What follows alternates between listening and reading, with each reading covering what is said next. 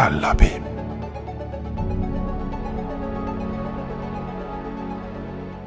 Bonjour à toutes et bienvenue au 17e épisode d'En Regarde à l'Abîme. Salut Jules. Salut. Et on est là encore une fois pour vous petits gens qui nous écoutez. Ah oui, Mais on les fait avec plaisir. On continuera à le faire pendant qu'on a envie de le faire. bah, c'est ça. Et aujourd'hui, on a essayé tous de changer un peu nos habitudes. Ah oui, c'est ça.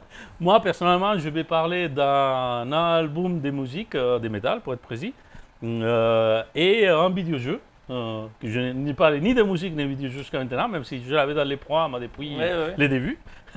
Donc il fallait à un moment donné. Et toi? Et moi, je parle d'une BD. Bon, c'est un peu moins original, mais je parle d'une BD et d'un film, mais on va changer un peu de thème parce que c'est vrai que ces derniers temps, je parlais beaucoup quand même de post-apocalyptique ou de science-fiction. Là, Le on dark, change il un est peu. bien, c'est pas grave. Voilà, là, on Le change dark, il est un bien. peu. On passe On est sur- lumineux aujourd'hui, on est animé. Voilà, on passe sur du lumineux et sur de l'aventure C'est épique. ça c'est parce qu'il n'a pas passé les rênes. C'est ça. Très certainement. Ouais. Par contre, à pas rigoler, allez vous faire foutre, c'est votre reine. Voilà. Ne parlons pas politique. Non, mais tant pis, il fallait le dire. La reste, je m'en bats les couilles, elles sont tous des nuls, mais les reines, il faut être spécialement con. Voilà, c'est dit. Voilà. Et bon, c'est à toi de démarrer. Ça y est, j'ai fait mon speech. J'en parle plus C'est de moi qui politique. commence. Quoique, beauté les reines, c'est la merde. Bon, on va commencer par la BD. Donc la BD que je vais vous présenter, hop, ici, c'est Les Indes Fourbes. Et comme vous voyez, il ne parle pas de les reines.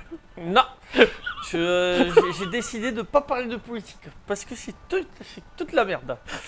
Et spécialement les reines. Si tu veux, mais moi, il n'y en a pas une pour rattraper l'autre. C'est pas faux. Si on rentre dans les détails. Non, mais c'est pas faux. Allez, non, parlons d'autre chose.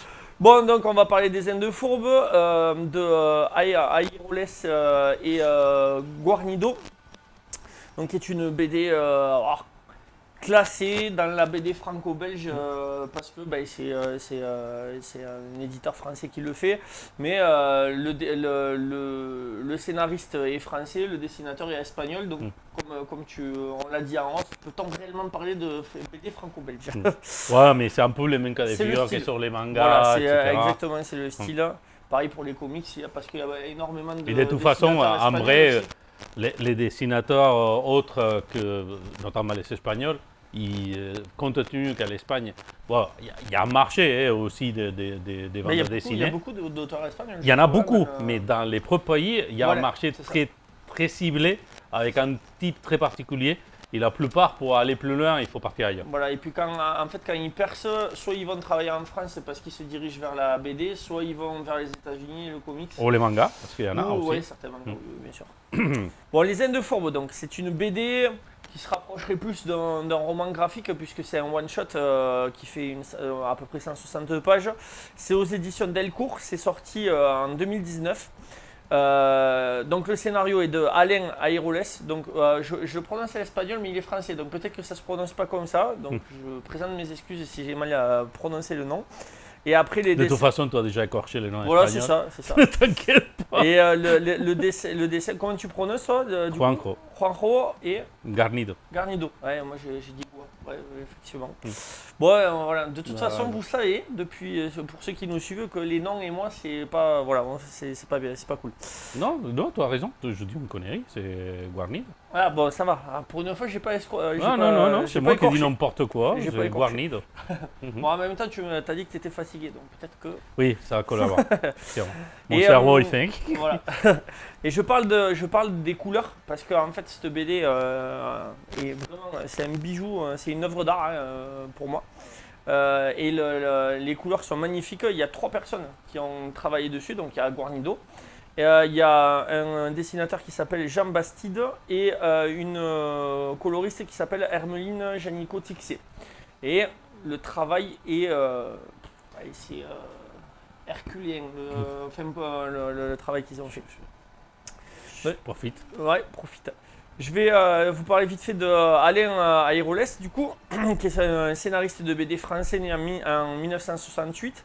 Il sort, lui, vraiment du cru, hein, des Beaux-Arts d'Angoulême. Hein, c'est le creuset de la BD en France pour ceux qui ne connaissent pas. Je pense quand même que le Festival d'Angoulême, c'est assez connu. Ses premières histoires et collaborations sont publiées. Excusez-moi, je vais apercevoir un truc. Ah, la clim. Eh oui. Donc s'il y a un bruit jusqu'à maintenant, bon, on va essayer de filtrer ça, pas grave. Voilà. Je savais qu'on criait plus que Un d'habitude. petit travail de montage du coup. Donc oui, il a fait les Beaux-Arts d'Angoulême et ses premières histoires et collaborations sont publiées dès 1995 par Delcourt déjà, puis l'éditeur qui édite les Indes de Fourbe. Dès ses premiers pas, il a un attrait pour les contes, les fables, les récits de cap et d'épée. C'est vraiment des thèmes qui sont au centre de son travail, ainsi que le théâtre comique.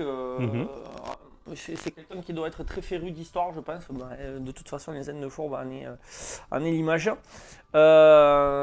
Et ces deux premières séries, c'est les deux séries les plus connues qu'il a fait avant les Indes de Fourbe. C'est Garulfo, ça s'appelle. Il y a 6 volumes qui sont parus entre 1995 et 2002 et dont les dessins sont de Bruno Majorana. Et ensuite, il y a des Cap et des Crocs en 12 volumes avec au dessin Jean-Luc. J'arrive même pas à m'écrire. Jean-Luc Mabon, qui est publié de 1995 à 2016. Et il s'impose assez rapidement dans le milieu de la BD où son travail est reconnu très régulièrement par la critique. Il travaille ensuite sur la série D, le journal d'un homme mort, qui a en 3 volumes, toujours avec Majorana. Et là, il s'attaque au style gothique, vampire. Et ensuite, il participe aussi à une collection de BD qui est sortie quand j'étais au lycée. C'était des one-shots autour du chiffre 7.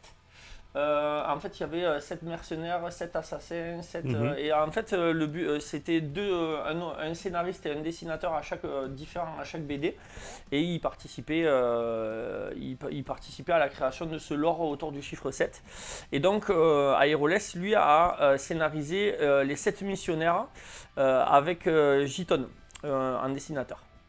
Et pour l'instant, sa collaboration avec Guarnido est son plus grand succès, tant critique que public, puisque pour une BD, pour vous situer un petit peu, la BD en première édition, c'est-à-dire qu'il y en a eu d'autres, mais en première édition, l'éditeur y croyait tellement qu'il a d'entrée édité 120 000 BD.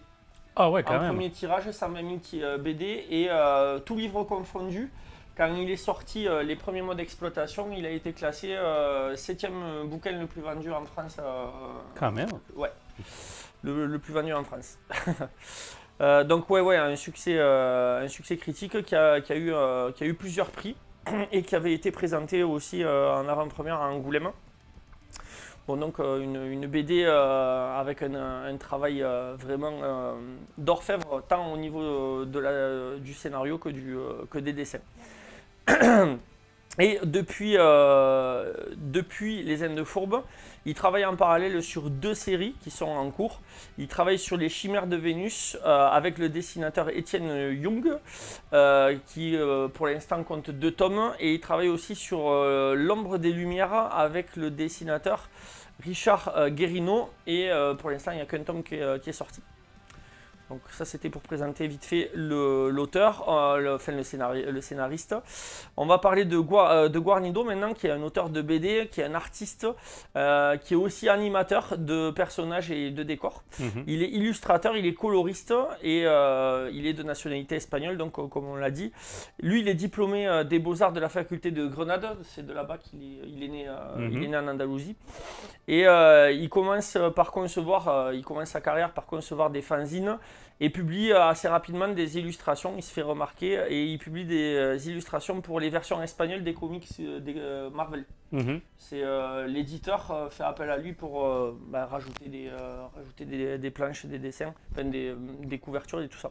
Oui, ça se fait. Je ne sais pas si en France ça se fait, mais en tout cas, en Espagne, ça fait souvent. Il y a même des dessinateurs qui après sont devenus connus parce que surtout dans les petits formats, parce que maintenant on a plus l'habitude d'aller voir les gros formats. Mais à l'époque, il y avait toujours une bande dessinée ou un truc qui c'était plus comique ou parodique, ou un guatif inventé ou un truc du genre. Et ces dessinateurs qui après ils sont devenus connus avec son propre style, pas forcément Marvel, mais qu'il avait ses habitudes. Après, en France, j'ai moins l'habitude. Tous les petits là-bas, ils sont tous en espagnol. Oui, c'est ça. Non, mais je pense que ça se fait peut-être un peu moins, mais c'est le genre de pratique qui se fait un peu partout. En fait, dans chaque pays. Oui, peut-être, sans doute. Les éditeurs, des fois, ils prennent un peu de quelques libertés. Ça doit se faire. Ouais, mais après, en vrai, c'est même pas la liberté.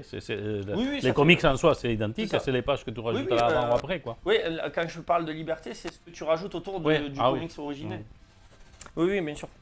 En 1990, donc, il part pour Madrid et il travaille pour les studios d'animation Lapis Azul, où il rencontre Juan Diaz Canales, avec qui il va créer la série Black Sad, puisque Guarnido, c'est le papa le dessinateur de Black Sad, qui est une série culte dans le milieu de la BD franco-belge. Oui, parce que le créateur, c'est Canales. Oui. Canales, c'est le scénario et lui, il est auteur des dessins. En 1993, il déménage en France. Il travaille pour Walt Disney Animation France. Et en parallèle, il dessine en début des années 2000 le premier tome de Black Sad sur son temps libre. C'est-à-dire qu'il travaillait, avec Walt Disney. Et en fait, quand il avait des temps libres, il travaillait sur son projet Black Sad. En animation, il travaillera sur... alors c'est rigolo parce que là, ça part direct, c'est notre jeunesse à nous. Il a travaillé sur les décors de Dingo et Max en 1995, le film. Il a travaillé sur les décors aussi du Bossu de Notre-Dame. Il a animé le personnage d'Hadès dans Hercule. Il a dessiné la panthère Sabor et animé le papa de Tarzan, parce que c'est des travaux très spécifiques. Il travaille aussi sur le personnage de Helga dans Atlantide en 2001. En BD, donc, il est surtout connu pour Black Sad, qui, à ce jour, depuis les années 2000 et jusqu'en 2023, le dernier tome qui est sorti, il a dessiné, et c'est là qu'on voit que ça n'a rien à voir avec le rythme que peuvent avoir les comics ou les mangas. C'est-à-dire que ça fait 23 ans qu'il travaille sur Black Sad, et à ce jour, il y a 7 tomes qui sont sortis uniquement. Bon, après, quand vous prenez... Et pour information, il y en a un jeu de rôle espagnol qui continue à être édité. Il y a un jeu, ça avait été traduit en français, mais qui a été déscatalogué, qu'il a été les plus... si on les trouve, c'est vraiment dans les marchés d'occasion. Mais en français, au moins, ça n'existe plus autant que nouvelle édition. Ça arrive souvent. On a trop d'engouement sur des jeux qui viennent en anglais. Mais bon, il y a des jeux en espagnol qui sont fonctionnés aussi. C'est ça. Mais pas beaucoup. Mais c'est pareil pour je pense que les jeux français, les jeux de rôle français, c'est un peu pareil. Ça doit marcher un peu sur le marché. Ah non, ça marche beaucoup en Espagne, oui. Oui, ça marche beaucoup. Même il y a des jeux français, plus indépendants que des grosses éditoriales. Peut-être des grosses éditoriales, ça marche moins. Les plus grosses blockbusters. Par contre, les petits, comme il y a par exemple un jeu de Kobayashi qui s'appelle des rats dans les murs, forcément c'est un jeu Lovecraftien. Là en France, c'est un petit livret avec les règles. À l'Espagne, ça a été du crowdfunding, des bouquins de 400 pages. Donc c'était des gros trucs avec des auteurs espagnols qui sont rajoutés des scénarios. Non, mais c'était vraiment pas mal. D'accord. Et donc, Black Sad, il a travaillé sur 7 volumes en 23 ans. Mais à côté de ça, il y a 3 hors-séries de Black Sad. Il travaille aussi sur une autre série qui s'appelle Sorcellerie, avec au scénario Teresa Valero. Et il y a 3 volumes à ce jour. Entre 2008, ça a été publié entre 2008 et 2012. Et enfin, en 2019, il travaille avec Aeroles sur Les Indes de Fourbe. Que nous racontent les Indes de Fourbe? Ça, c'est dit d'entrée de jeu, donc c'est même pas du spoil, hein, c'est dit même en préambule sur la préface. C'est la suite directe d'un classique de la littérature espagnole qui s'appelle El Buscón de Francisco Gómez de Quevedo y Villegas. Quevedo, Ouais. ça suffit. Publié, c'est un livre qui a été publié en 1626 et qui raconte les mésaventures édifiantes de Don Pablo de Ségovie, qui est le miroir des filous dans le sous-titre. Mm. Nous, traduit en français bien sûr, nous y suivons sa trajectoire semée d'embûches au fil de ses pérégrinations jusqu'à son départ pour le Nouveau Monde. C'est-à-dire que le El Buscón s'arrête quand Pablos part pour le Nouveau Monde, et c'est une œuvre qui est restée inachevée puisque Quevedo avait pour projet de faire un deuxième tome qu'il n'a jamais fait, puisque sa vie a été écourtée ou son travail a été empêché par l'Inquisition, il me semble. Ouais, des mémoires, Il y a comme ça. l'Inquisition qui s'était un Comme peu il occupée, était un peu acide voilà, sur les bords. l'Inquisition s'était un peu occupée de ses fesses, si j'ai bien compris. Et Ah, du coup, c'est son seul ouvrage, son seul livre qu'il a écrit, apparemment. il a écrit beaucoup de poésie. Oui. Mais en roman, c'est son seul roman. Je ne me trompe pas. Je vais te le dire. Là, je risque de dire une connerie. Donc, Il me semble pour avoir moi, lu. oui. Il me Pour semble moi, avoir oui. lu. Après, peut-être que mes sources ne sont pas bonnes. Je te laisse regarder. Parce que là, ça date.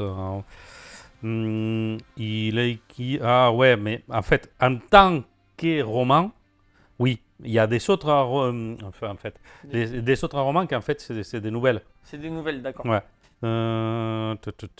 Parce que écrit Sueños y Discursos et El Buscón. Et après, ouais, il y a beaucoup de théâtre aussi. D'accord. Et Bon, en roman, beaucoup du de coup, politique. Du coup, bon, c'était un satiriste, ouais. C'est pas la traduction. Un pamphlétaire aussi, hein, Ouais. de ce que j'ai compris. Il était spécialisé un petit peu dans les pamphlets et dans la critique virulente. Oui, disons que très virulente. Après, très virulente dans le langage de son époque, Oui, parce oui, qu'il oui. était très fin, mais Ah oui. très agressif. Par contre, Corrosif. il avait beaucoup d'ennemis. Ça, c'est sûr, hein, qu'ils Ouais. n'avaient pas fait des ennemis. Ouais, c'est peut-être pour ça qu'il n'y a qu'un roman. Et donc, c'est précisément que là, l'œuvre de Aeroles et de Guarnido commence. Les Indes Fourbes prennent la première page des Indes Fourbes, c'est le départ de Pablo. Mais dans c'est le considéré, vraiment, El Buscón, c'est considéré de l'humour noir. Hein. Oui. Il est carrément classé dans l'humour noir. Hein. C'est ça. Donc voilà, donc les Indes Fourbes commencent sur le départ de Pablo. Et donc nous suivons la suite rocambolesque de ses aventures de maraudeur, prêt à tout, sinon pour acquérir richesse et pouvoir, au moins pour survivre par tous les moyens possibles. Le récit commence à Cusco, capitale espagnole du Nouveau Monde, alors que Pablo est sur le point de subir la question par l'alguazil de la cité. Ce dernier raconte son histoire dans le détail en l'appâtant avec la possibilité de révéler au gouverneur donc l'emplacement de l'Eldorado, la cité d'or légendaire. Nous suivrons au travers de ces trois actes que comporte l'histoire la trajectoire d'un vrai anti-héros dont on ne sait pas vraiment si nous souhaitons qu'il parvienne à ses fins ou non. Bon, et après, les Indes Fourbes, ça reste un hommage au roman picaresque qui en respecte tous les codes en les modernisant, ne serait-ce que par le média, le choix d'en faire une BD, et qui ouvre donc plus, qui s'ouvre plus à un plus large public peut-être que si ça avait été un simple roman. Mhm. Mais ça permet de redécouvrir du coup un style qui a été profondément ancré dans l'Espagne. Le roman picaresque, par exemple, Oui. Mais en fait, Don Quichotte, quoi. oui, On est, déjà, on en est fait, le il y a trois gros blocs avec des sages séparés que vraiment c'était considéré un style, la littérature picaresque de l'époque. Oui. Parce que les Quichotte il arrive plus tard, même si on peut les cadrer, mais il y a Lazarillo de Tormes, qui est un auteur anonyme, ça n'a jamais été, et qu'il est rentré déjà dans ça. Quevedo, que là c'était déjà plus costaud, parce que mine de rien, lui il a joué juste les doubles tranchants, je m'ai mis à jour en attendant, les doubles tranchants, parce que lui il travaillait dans la cour droit en fait. Oui. Mais par derrière il foutait des claques avec les mains bien ouvertes. Et en fait, pour la suite del Buscón, il faudrait que je m'en renseigne plus. Je pense que c'est un choix personnel, c'est pas une question de vie, parce qu'entre ça et sa mort, il y a 20 ans, 25 oui, ans. d'accord. Mais à un moment donné, ça a été un peu persécuté pour l'Inquisition, mais plutôt pour les thèmes qu'il abordait. Oui, parce qu'apparemment, El Buscón, il avait, à l'époque, avait... Ah oui, il avait... Voilà, Ouais. c'était très corrosif apparemment, Ouais. El Buscón. Ben après, pour ceux qui ne sont pas les références à la littérature à l'Espagne, Quevedo, au même titre que c'est Molière dans la littérature française, c'est des choses que déjà on apprend à l'école. Oui. Bien ou mal, c'est une autre question, mais on apprend à l'école. Ça fait partie de la grande littérature espagnole de cette œuvre. Et effectivement, dans cette période-là, il est très ancré, la picaresque. Oui. C'est les gens, ils avaient beaucoup d'attirance pour ce type de personnage. Ça doit avoir un truc psychologique ancré dans la culture espagnole à ce sujet, sans doute. Ouais, c'est parce que l'Espagne à l'époque s'ouvrait, avait son empire, c'était très ouvert et donc le roman picaresque. Je pense pas. L'Empire, c'était pas du tout ouvert hein, déjà, parce que c'est ouvert, c'était quand les Arabes ils étaient en Espagne. C'est après qu'ils ont fermé parce que c'est les chrétiens qui sont cons. Au moins à cette époque-là. Mais je pense que c'était la façon de se défouler. Et justement, il y avait une question humaniste et des lettres qui lui donnait une certaine liberté. Il avait un certain respect pour ce type de littérature qui lui permettait certaines libertés qu'autrement il ne pouvait pas. Oui. Parce que ça, lui, Quevedo, il s'est permis ça parce qu'il travaillait à la cour, parce qu'il a mis droit, parce que, etc.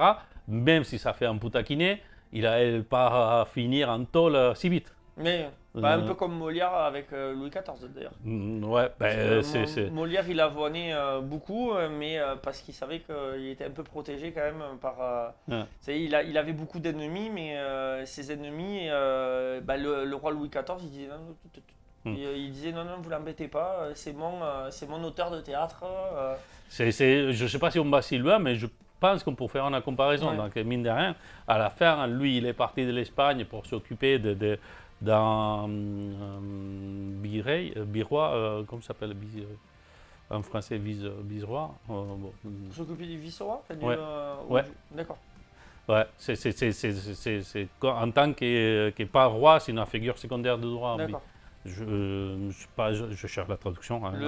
C'était quoi, le fils du roi, le dauphin? Non, pas du tout. C'est plus... c'est plus politique en fait. Il s'occupait en gros d'un ministre. Vice-roi. Au moins, il est traduit comme ça. Je ne sais pas pourquoi. Ça marche. Ouais. Mais c'est plus un rôle politique. Hein. D'accord. On va dire, lui, il répond directement au roi. Il s'occupait d'un terrain. Or, je pense que c'était pour l'Italie, si je ne me trompe pas. D'accord. Donc, il se permettait des choses, mais effectivement, c'est une littérature qui fonctionnait. Après, mes connaissances de littérature de cette époque, ils sont un peu éloigneux. Je risque de dire des conneries. Donc, je laisse là. Même si je l'étudiais pas mal quand même. Parce que Quevedo, il était très acide. Il était, notamment dans la poésie, c'était des artifices que même les humoristes aujourd'hui, il faudrait apprendre. Comme lancer des pics comme ça. C'est ça. Parce que ce n'était pas des pics qu'ils lançaient, c'était des missiles. Oui, mais à cette époque-là, la quasi-totalité des auteurs qui nous sont parvenus aujourd'hui sont de cet acabit. En fait, c'est des gens qui avaient une plume très, comment dire, très avenante. Mais qui derrière cette... lui, je ne sais pas si c'était forcément avenant. Non, mais c'est-à-dire que la langue était avenante, mais le contenant était... Il appelait pas fils de pute, si c'est ça la question. Voilà, là, il ne le disait pas. Mais il te disait les mêmes sur 3 paragraphes. C'est ça. Après, on retrouve... Bon, après, ils étaient moins satires... c'était peut-être moins satirique que non, Quevedo. lui c'était... Lui carburait. Lui carburait, c'est pas toute sa poésie. Hein, il ne faut pas dire ça, parce qu'il y a des choses très sérieuses, très bien écrites et très inspirantes, on va dire. mais il y a une autre partie qu'il s'en servait de la poésie pour défoncer ses ennemis. Mais vraiment, quand c'est défoncer, c'est genre, je prends un rocher, je monte dans la montagne, allez, on prend ta gueule, hop, j'y vais. Un peu, du coup, à l'image, il se rapprocherait plus d'un La Fontaine, du coup. Oui, peut-être, ouais, c'est possible. Oui. Qui, sous le couvert des fables, lançait des scuds à tout le monde. Ouais, c'est un peu ça, ouais. Juste que là, vraiment, il savait nom et prénom, quoi. Ah oui. Bon, là, c'était pas nommé, mais. Non, c'était pas nommé. Il faisait comprendre. Mais. Pareil, oui. On comprenait qui c'était, quoi. C'est ça.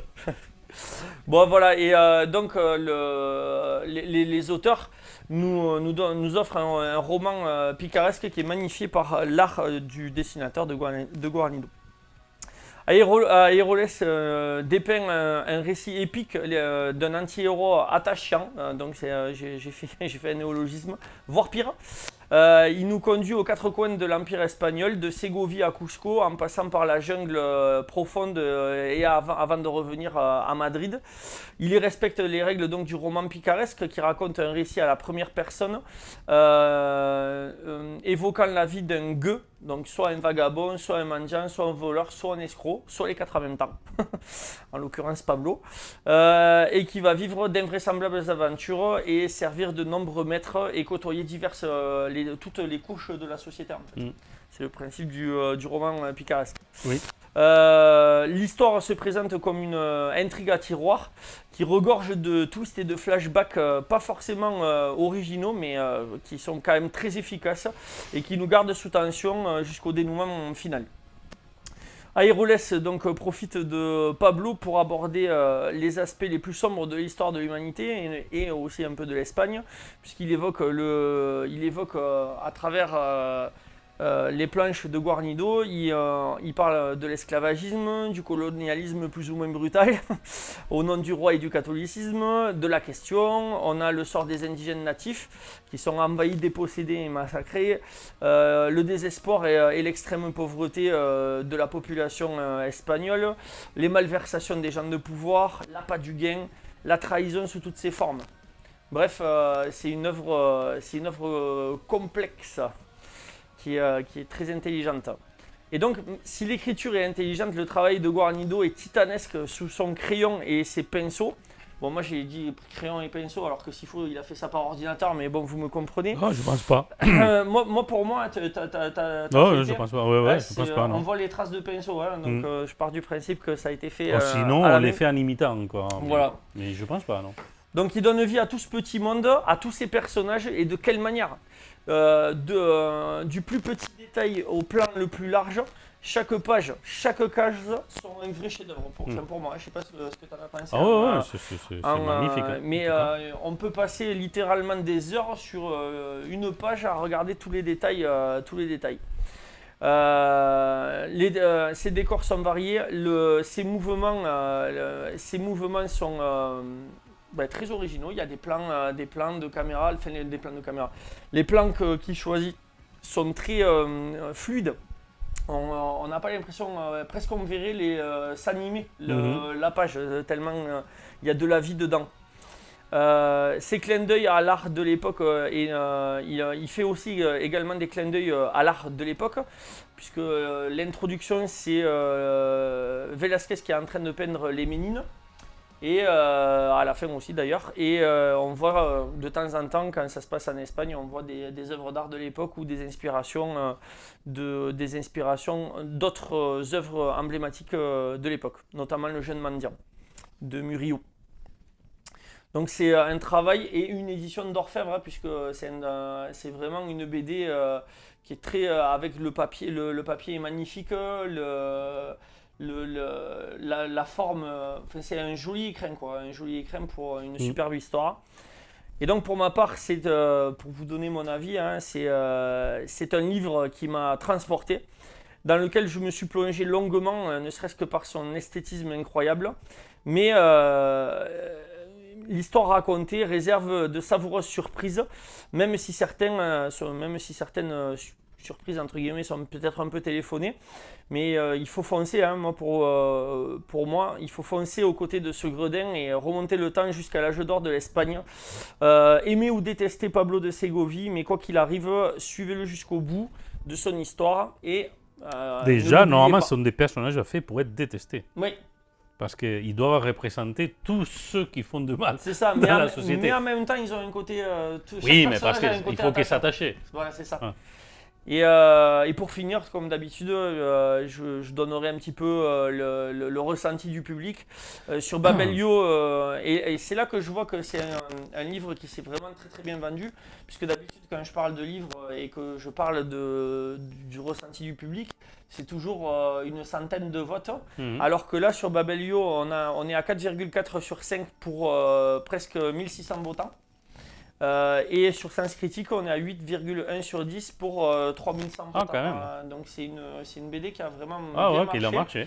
et qui est rentrée un petit peu dans les BD cultes. Mhm. Dans les BD En cultes. tout cas, c'est intéressant, je ne connaissais pas, et c'est intéressant. Alors, Et l'édition. pourtant, les dessinateurs, Black Sad, j'adore. Ouais. J'adore, bon, on en avait déjà parlé. Oui, bien sûr. Hein, donc, j'adore, mais je ne connaissais pas, je me laissais tenter en tout cas. Et là, c'est une édition qui est magnifique. Les éditions de Delcourt, c'est des éditions qui sont un peu chères par moment, surtout dans cette qualité. Donc, si vous voulez le prendre neuf, il faudra compter à peu près 35 €. Ouais. Moi, personnellement, je l'ai pris sur le marché de l'occasion et je l'ai eu à moitié prix. Mhm. Donc, on n'est pas forcément obligé de payer 35 € pour se faire plaisir. Et franchement, c'est un bouquin qui vaut vraiment le détour. Pour ceux qui aiment les belles histoires et surtout les beaux dessins. En tout cas, moi, ça m'attire. En plus, c'est marrant, j'ai vu les ressemblances, essayer d'imiter les bouquins de l'époque. Ouais. La mise en page, tu as ouais. vu, c'est Ouais, bien fait. bon, j'imagine que autant que l'empreinte en France pour les Ouais. bouquins de l'époque, tout oui, il c'est était pareil. fait comme ça. En plus, Les je ne sais pas si sous-titres, c'est une habitude, ça je risque de dire des conneries, mais normalement, que c'est pareil. Le Quichotte, il y a ça, il y a les Ouais, titres. le titre et les sous-titres. Quichotte, il y a vraiment un sous-titre qui Ouais, est c'est comme ça. as. C'est ça. Que je l'ai. Tiens, en plus, tous les mois. Il est travaillé, lui Oui. il a travaillé. Ah, Don Quichotte, c'est Lui, il a c'est travaillé. la vie. En plus, c'était pour Messetud, donc c'est Oui, bah ouais, c'est pareil, c'est la même mise en c'est page. ça. Je ne sais pas si le bois. Donc là, il a monflé. Il a bien monflé. C'est Ah, pauvre. mais, ça, c'est Allez, ça, le c'est mettre culte. après. C'est culte. C'est culte. Et du coup, moi, j'ai fini. C'est bon. Allez, ben, à moi. Donc, je vais commencer pour les changements de dernière minute parce que jusqu'aux dernières secondes, j'hésitais entre un film et un album de musique. Et pendant qu'on mangeait, j'ai changé d'avis. Donc, je vais parler de l'album de musique. Donc, depuis le début de l'émission, moi j'avais toujours un projet. D'ailleurs, dans ma liste de thèmes à traiter, il y avait plusieurs albums, plusieurs groupes que je pourrais parler. Pour une question ou pour l'autre, on n'a jamais parlé. C'est ça. Voilà. Moi, personnellement, je suis un fan absolu de la musique. Je l'écoute beaucoup, mais beaucoup. Là, 80% c'est du metal, mais pas que. Je suis assez éclectique sur certains points, hein, donc je ne suis pas du tout fermé. Et dans ces cas-là, je voulais parler du dernier album d'Alceste, un groupe français de metal, même s'il est plutôt classé dans la black gaze, que pour être technique, ils ne sont pas trop rentrés dans ce questionnement. Il est black gaze au post-black metal. Bon, là on rentre dans des questions techniques que je prends bien parce qu'à la fin, autant au même titre que la musique, les BD, les films, les séries, ça, on vous parle à chaque fois, c'est des choses qui nous plaisent, qu'on a envie de partager. C'est ça. Et que chacun il peut avoir les goûts, les couleurs, tout ça. En tout cas, pour des raisons X, Y, et déjà parce que des bases entre nous-mêmes on les fait, on se discute, on ne sait pas, là j'ai découvert ça. Il y a au même titre, ben, je vais vous parler de cet album. C'est le dernier album d'Alceste, qui maintenant il est un peu en mode, il est sorti il y a déjà 3 semaines, le 21 juin. J'ai pas regardé, j'ai commencé à l'écouter, mais j'ai pas regardé Ouais. les dates. Oui, c'est sorti le 21. Donc 21. Pour la fête de la peut-être musique, 3 semaines. excellent. Ouais, il est sorti le 21, c'est sûr. Donc, je ne saurais pas dire, je pense que c'est le 7e album de studio. Je voulais dire, Liette. Autant. Moi, tu me l'as fait découvrir, j'ai Ouais. commencé à peine à écouter il y a quelques jours, donc j'ai pas eu le temps de m'y plonger dedans. 7e album de studio. Comme quoi, des fois, étudier avant, Ah ouais. ça marche. C'est Il ça. s'appelle Les Chants de l'Aurore. De l'Aurore. De L'aurore. l'Aurore. Aurore. Pardon. Pas l'horreur, hein. Euh, C'est pas l'horreur. non, c'est non. Aurore. Oh, c'est de c'est- l'aube. Ouais, l'horreur. Non. Oui, le lever du jour, quoi. Ouais, ça là. C'est bon. C'est bon. L'horreur. C'est pas Horreur. l'horreur. Horreur. Détends-nous. Mais on a compris, c'est bon. C'est bon. Donc, moi, je connais Alceste depuis, je pense, à peu près 5-6 ans. Et moi, ça a été un coup de cœur automatique. Je pense que les premiers albums que j'avais commencé à écouter, c'est Les Voyages de l'âme. Je pense pas dire des conneries, de 2012, mais j'ai écouté plus tard, c'est pas en 2012. Et j'étais toujours scotché pour ce mélange des poésies métal que je ne vais pas dire que c'est unique, mais ça reste rare. Oui. Sont des tonalités très serrées, très éthérées, ouvertes, pour un bois que on ne va pas tomber dans les topiques, il n'y a pas tous les métals qui s'agolent, c'est pas bien. Hein. Même les goutterages, j'adore et tout c'est fait, mais il y a plein d'autres qui se parlent avec des bois clairs. Dans ces cas-là, c'est même pas des bois clairs parce que même des fois, personnellement, j'ai eu du mal à comprendre les paroles, mais je pense que c'est voulu. C'est la façon qu'il a de déclamer, de s'intégrer à sa propre musique, etc., plus comme un fluide.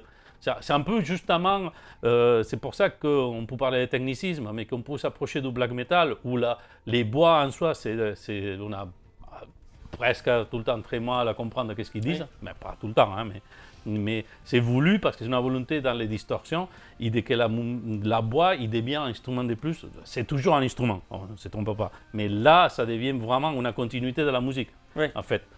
D'accord. Il n'est pas plus haut que ça pourrait être la guitare, la batterie, etc. Et Alceste, dans ce cas-là, c'est caractérisé pour une musique très poétique, éthérée, remplie de vie, etc. Et dans cet dernier album, ça, les bois, c'est 200%. Vraiment, ça. D'ailleurs, pour tout dire, non, Alceste en soi, je pense qu'ils sont déclarés 12 membres fixes, Neige et Walter quelque chose. Sur la photo du groupe, quand tu vas sur le profil, il y a que deux Winter Alter. Mais je pense que les 90%, 95%, c'est Neige, en fait. D'accord. C'est ça. C'est un groupe du sud de la France, déjà, que je suis surpris quand j'ai découvert ça. Je l'ai découvert presque récemment. C'est je veux dire, des bagnoles. Bagnoles sur quoi? Alors, c'est pas les Bagnols dans les Bagnoles sur Cesse. Ouais. Sur Cesse. C'est plus vers Nîmes, tu m'avais dit. Ouais, c'est ça. C'est ça, entre Nîmes et Avignon. Ouais. Par là, à peu près. Je sais que je passais récemment pas loin. Ben ça reste à le sud quand même. Ah bah oui, Ça reste à le c'est sud. carrément le Même bassin si nous méditerranéen. on dit qu'à partir de ça c'est le nord, mais C'est ça, c'est les Gabati.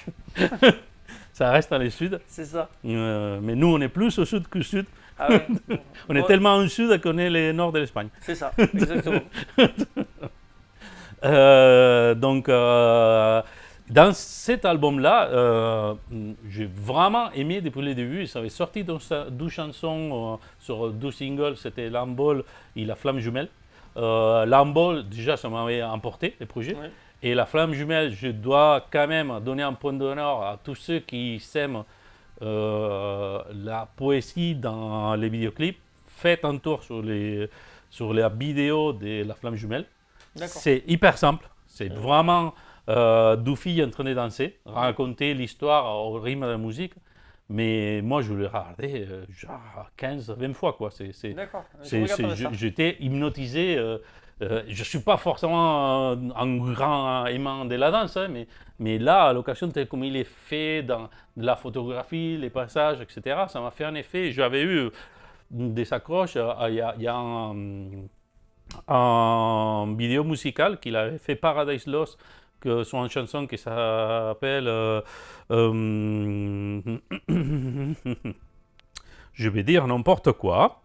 Donc, je vais les Attends, chercher. tu es spécialiste de Paradise Lost. Je sais, mais là, tu sais, ça arrive. Hein. Ah bah oui. On a des Surtout quand on est bides. fatigué. Ouais, là, je le dis, excusez-moi, c'est strictement vrai, ça.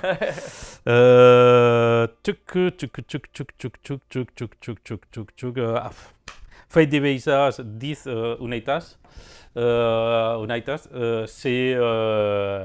C'est pareil, c'est un vidéoclip. Bon, c'est bien plus obscur que celui-là. On va dire que c'est l'opposé même, parce que le vidéoclip de Paradise Lost, c'est vraiment en premier plan d'une fille en train de souffrir, on va dire. Ça, c'est celui que tu m'avais montré, non? Je pense, ouais. Ouais. Et juste l'expressivité de la fille, c'est énorme. Oui, que je me demandais, on se demandait si c'était même, s'il n'y avait pas des trucages ou si c'était juste non, le jeu d'ombre. je pense que c'est un jeu de lumière, ouais. tout simplement. Bon, il y a du maquillage parce qu'il vieillit petit à petit, Ouais, mais il y avait une métaphore dans les images accompagnée de la musique, et ça qu'il expliquait que c'était très fort. Et ce type de narration-là, je l'ai retrouvé aussi sur cette vidéoclip, cette vidéo musicale d'Alceste sur les deux filles. Côté lumineux. Côté lumineux, ouais, effectivement, côté lumineux, parce que c'est vraiment, il parle de deux personnes que tu entends qui sont amoureuses, il te raconte une histoire à travers la danse. C'est ça. Après, la chanson s'appelle La Flamme Jumelle, mais ça reste en poésie. D'ailleurs, pour moi, c'est une des choses que ça me plaît beaucoup d'Alceste, c'est que les textes, il y a la musique qui est faite pour accompagner, mais les textes en général, c'est une poésie qui est mise en musique. Il y a un rythme. Et là, je suis tombé hypnotique. Ce vidéoclip, ça m'a hypnotisé tellement je me l'ai mis en boucle plein de fois. Et là, c'était mon accroche finale pour que quand il est sorti l'album, je l'ai mis en boucle d'entrée du jeu. C'est un album que ça dure à peu près 3/4 d'heure, pour tout dire. Je vais vous dire les chansons qu'il y en a pour parce qu'il est dans mes préférés actuels, forcément. Composé de 7 chansons. Dans l'habitude d'Alceste, c'est des chansons plutôt longues. Elles sont entre 6 7 minutes. Ou 7-8 minutes, oui, certains plus. Toutes avec une réminiscence qui est un peu différente. C'est une chanson sans très juste audio en acoustique, on va dire, plus courte et tout le reste qui accompagne. Je suis conquis pour cet album. Il y a un changement sur les derniers albums qui avaient sorti à date que personnellement j'avais un peu, je vais dire, non, Spiritual Instinct, j'avais beaucoup aimé, Kodama, j'avais beaucoup aimé. C'est Souvenirs du Monde que j'avais eu moins d'accroche, mais Souvenirs du Monde, en fait, c'est les premiers albums. Ouais, c'est ça. Pourquoi dans ma playlist, ils sortaient tout dans les désordres? C'est étonnant. Ça ressemble pas à Spotify, ça. Pourtant. Ils aiment bien tout classer. C'est ça.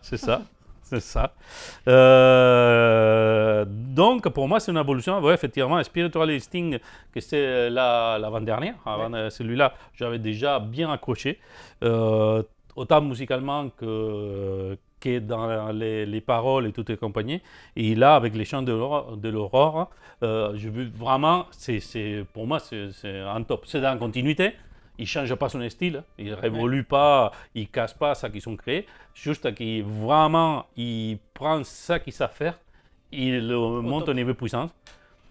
On voit aussi clairement, on a discuté pendant qu'on mangeait, clairement que là, il a une intention très clairement de montrer un côté lumineux, de montrer l'espoir, de monter, d'être heureux, de se comprendre entre nous. Vraiment, j'ai senti en écoutant ça un côté humaniste important et qu'on a besoin plus que jamais, je pense. En ce moment, à ce moment, on a beaucoup besoin de ça. Et ça m'a fait du bien. Il y a la fin. Pourquoi pas? C'est ça l'objectif. Bon, on a chaque style de musique qui nous sert à quelque chose, à libérer, ou à plaisir, juste parce qu'on apprécie, ou parce qu'on aime les rythmes, les dissonances, les harmonies. Il y a 10 000 choses qu'on peut nous faire accrocher. Dans les analyses des voix, personnellement, j'ai certaines débilités sur certains changements des voix, notamment sur les voix des chanteuses de métal. Il y a certaines qui sont capables d'atteindre des notes à des niveaux, et surtout en direct, entre les directs et l'enregistré, tu n'as pas de différence, tu te dis, waouh, là c'est parce que normalement, quand même. Alors moi je connais pas le métal comme toi, j'ai juste la chanteuse d'Amarante dans la tête qui est pas mal. Ben, elle déjà, c'est pas les tops, il est quand même dans les tops. Elle chante très très bien. Ouais. Et surtout qu'il avait beaucoup changé d'entre les premiers albums qu'il trouvait ses marques, parce qu'il ne venait pas du tout du monde du métal, ça a retrouvé plus tard. Dans les derniers albums, vraiment il a trouvé ses marques, il se mélange avec les doubois, les gutturales et la voix claire, et il fonctionne bien. Ça va super bien, ouais. Mais Revenons, voilà, parce que vous avez compris, j'aime le métal. Je ne sais pas s'il y avait des doutes, hein, mais bref. Il y en a plus du coup. C'est ça. Dans tous les cas, si vous ne connaissez pas Alceste, allez les découvrir. C'est un groupe qui va vous sortir de vos solitudes, que ce soit dans les métal ou dans d'autres, parce que je pense que c'est une musique très intermédiaire dans ces termes. C'est parce qu'il peut être écouté pour des gens. Bon, il faut être un peu mélomane pour arriver à rentrer, parce qu'il est dense. Mine de rien, c'est clair, mais c'est une musique dense. C'est très compact, que ce soit un son, mais ça reste harmonieux quand même. Mais oui, c'est ça. Il t'accompagne tout le temps la musique. Il te laisse t'emporter. Et je trouve que sur cet album, justement, ça, il est très, très, très réussi. La façon de t'infiltrer sur les premières chansons, que tout commence à glisser dedans, il te laisse emporter. Donc, pour tout dire, je fais un voyage en Belgique. Mon fait 11 heures, 12 heures de route pour aller. Et je fais la discographie complète 2 fois. Bon, ça. Et quand je suis allé à Valence aussi, je suis fait 1 fois la discographie complète. Et vraiment, c'était un plaisir de voyage, d'accompagner, de te sentir flotter, de sentir un peu cet espoir, cette envie d'aller plus loin, cette remplir, cette rencontre avec l'autre, cette communion avec la nature, parce qu'on en parle beaucoup aussi dans ses paroles, de se chercher à eux-mêmes, etc. Et je trouve que c'est une réussite, vraiment une réussite. Il y a beaucoup de critiques. Moi, je ne suis pas critique musicale, je ne mets rien à battre. D'ailleurs, de ça, je sais ça que ça me parle, et en tout cas, à moi, ça me parle. Voilà, c'est le plus important. Je le trouve, quand même, j'écoute beaucoup de musique, et par rapport à ça, je trouve qu'il est très complet, spécialement complet, cet album. Où risque de me répéter, mais on ramène cette personnalité très propre qu'ils ont à la dernière puissance. Oui. Après, les questions pour poser, c'est l'avenir, ils vont évoluer, l'évolution des groupes, etc. C'est toujours une question délicate. En ce moment-là, on s'en fout. C'est ça. On s'en fout. Pour moi, je trouve que ça marche très très bien et que si vous ne connaissez pas, allez-y. Surtout qu'il y a des morceaux en plus qui sont assez planants. Ouais. Mais en fait, il y a un truc qu'il faut voir, c'est presque je pense que c'est la totalité des chansons.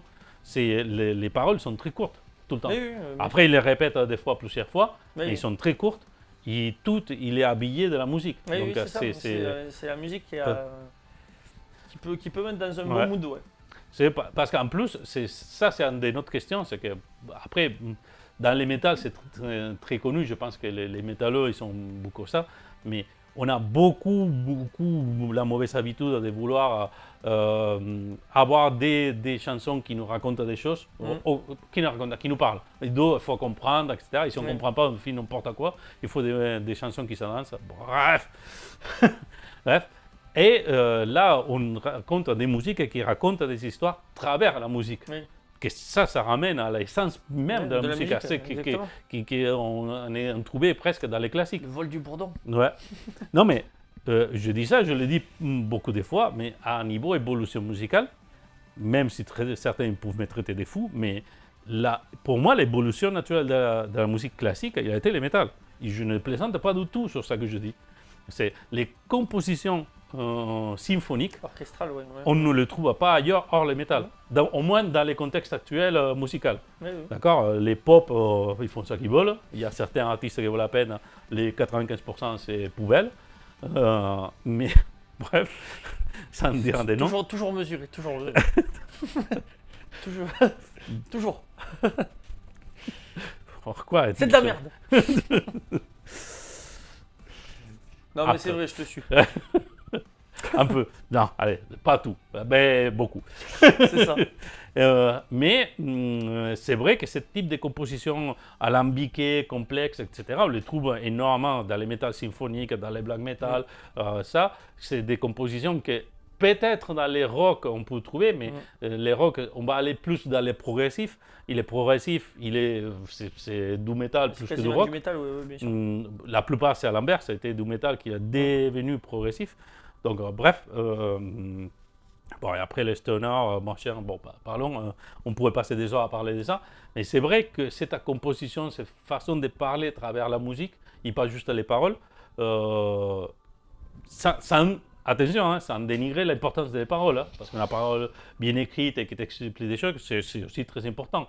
Mais on a ce mélange que ça peut être traité. Des fois, il y a, pour être la bascule un peu de l'autre, ça peut fonctionner là, dans les deux cas. Et si on trouve l'équilibre parfait, ben, tant mieux. Oui. Il y en a des cas, hein, heureusement, des chansons qui sont capables de t'émouvoir que pour sa musique et pour ses paroles. Donc, cette alchimie, ça existe, fort heureusement.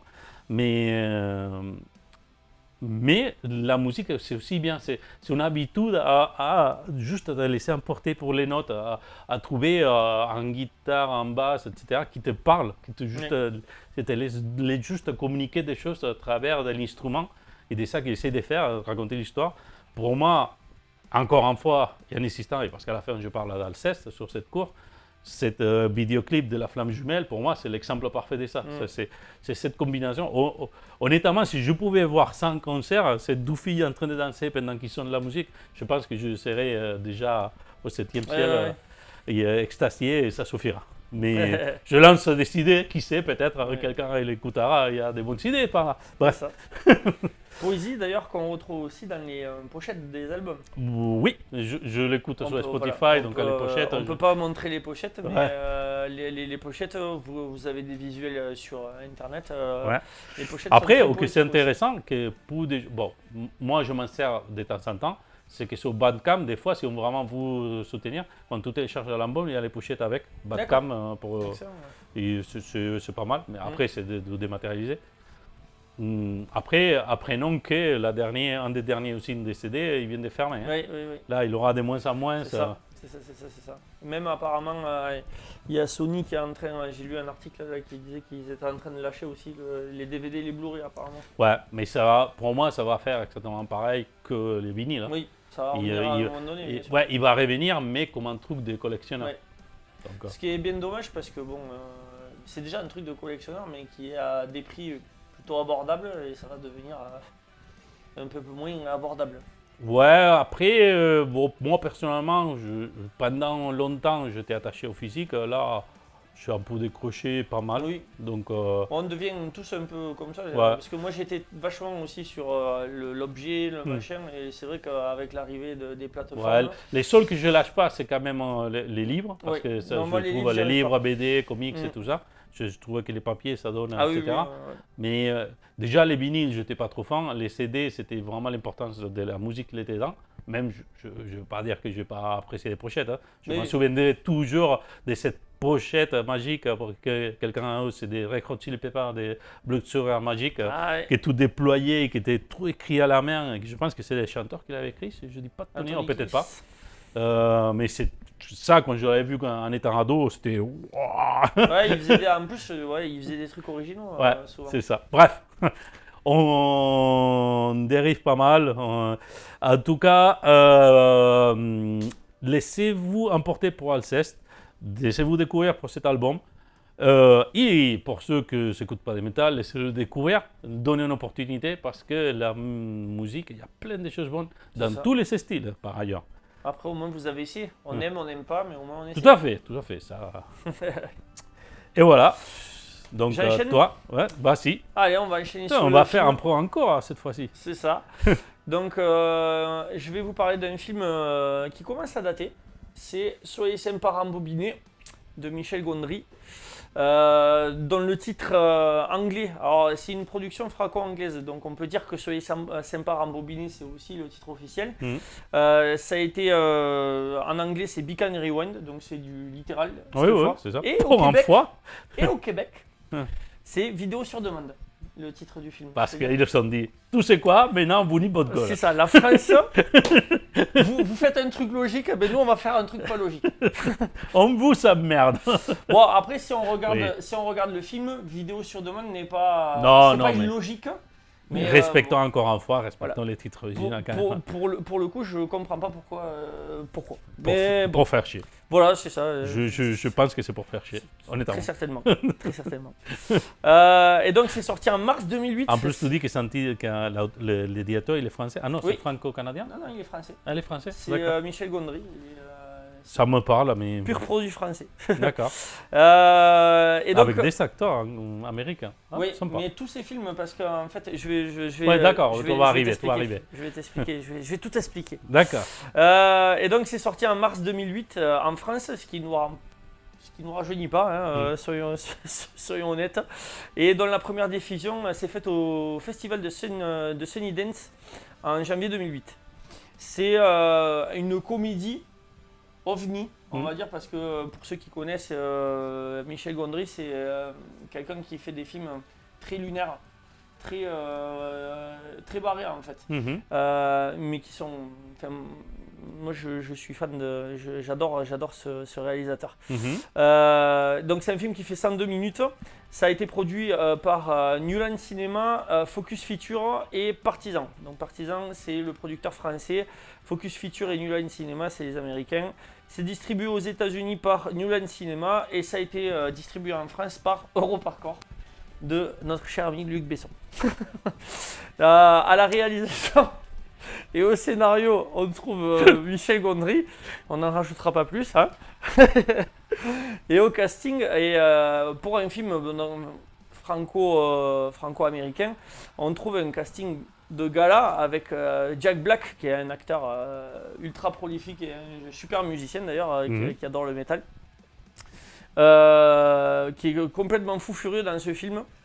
Donc je vais pas vous parler de tous les acteurs là, je vais pas trop Oh évoquer. putain, ah ouais, d'accord, c'est lui, c'était un Ouais. Sunshine Spotlight Mind. Ah, Je vais putain, pas- pourquoi j'avais jamais associé que c'était un directeur Ouais. français.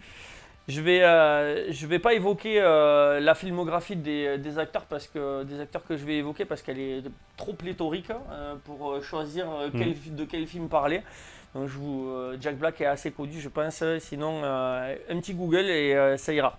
Ensuite, on a Mos Def qui partage l'affiche avec lui. Mos Def qui est un acteur essentiellement de séries TV, mais c'est surtout un rappeur très connu. Et qui a fait des albums magnifiques de hip-hop d'ailleurs à écouter. Il a participé aussi à des BO de films, notamment Blade 2. Eye Against Eye, un banger, il faut écouter. Ensuite, on a Danny Glover, à jamais de L'Arme Fatale et Predator 2 pour moi. Ouais. Qui est un acteur super attachant et qui dans ce film joue magnifiquement bien. On retrouve aussi Mia Farrow qui est une actrice très connue depuis les années 60, pas forcément pour ses premiers rôles mais qu'on voit très régulièrement dans énormément de productions et récemment même dans des productions Netflix aussi. Elle est sortie dans une série que j'ai revue il n'y a pas longtemps. Donc je ne me souviens plus le titre, bon c'est pas grave. Ensuite on retrouve Mélanie Diaz qui est une actrice pareille de série qu'on voit plutôt dans les séries télé, c'est des rôles secondaires dans les New York Unités Spéciales et tout ça, mais qui est une super actrice. Et on a un guest de Sigourney Weaver à la fin du film. Ah oui, qui c'est vrai. est très sympa. Punaise, je me souvenais pas de ça. Donc Michel Gondry, pour vous présenter, c'est un réalisateur, scénariste, musicien, auteur de BD français, né en 1963. Il est issu d'une famille d'inventeurs et d'artistes. Il suit donc très rapidement les traces familiales. Hein, et dans les années 80, il travaille d'abord comme dessinateur de décors sur les séries animées des Triplés et de Rahan. Alors, Morand, quand j'étais petit, je regardais que ça. Et donc déjà, Michel Gondry était dans mes yeux quand j'étais enfant. En parallèle, il réalise, et c'est à partir de là que le lien se fait avec les acteurs américains. C'est qu'en parallèle, il devient réalisateur de clips. Donc dans un premier temps en France pour Étienne Dao, mais surtout, en fait, il est révélé en collaborant avec Björk. La chanteuse Björk, où il réalise un de ses premiers clips.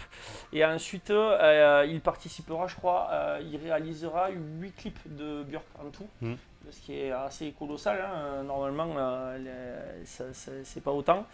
Et en fait, de par cette entrée de Björk, il va ensuite réaliser des clips pour les Rolling Stones, pour IAM, pour les Daft Punk, pour Kylie Minogue et d'autres acteurs, d'autres groupes et chanteurs.